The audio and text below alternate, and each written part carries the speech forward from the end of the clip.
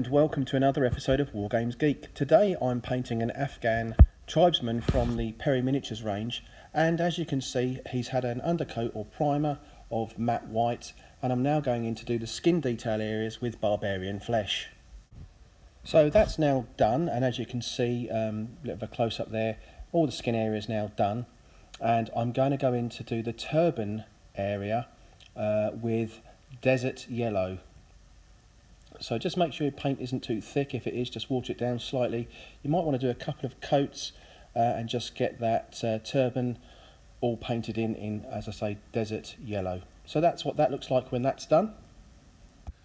So let's just take a second to have a look around at this figure.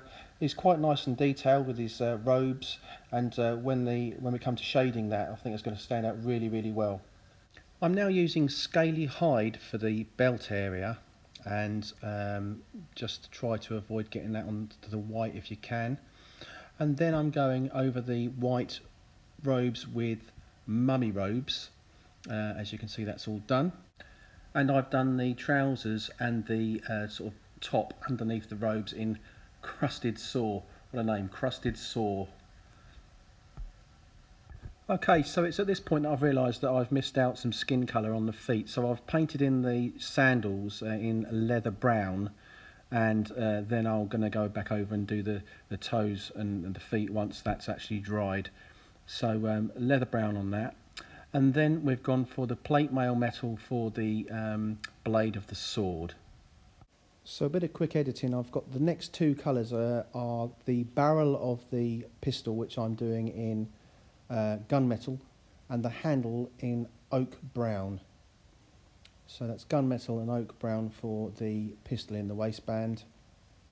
And now that the leather brown has dried on the feet, I'm now going back in to paint in the toes and the feet in barbarian flesh, and as you can see, I've done that there. And now that's done, we need to do the sheath of the knife, which is tucked into his waistband, and for that I'm using lava orange. It's a nice bright colour, but it does look really nice once it's been shaded. And that's that bit done. And then the last bit is the handle of the sword, which I'm doing in weapon bronze.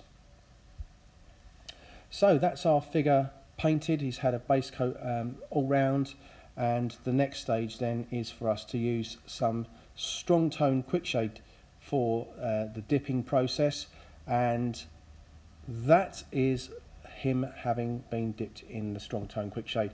And you can see that the quick shade has gone into all the recesses of the robes and given it quite a nice depth, and really does sort of finish the figure off really, really nice. He's also had a coat of matte varnish just to take away the sort of shine, and that's our figure now ready. He just needs basing, and he's ready for using for games on the table. This figure was part of a two-man command sprue, so I've painted him with his colleague at the same time. Just again, some nice colours that look lovely once they've been shaded and given a matte varnish. الله أكبر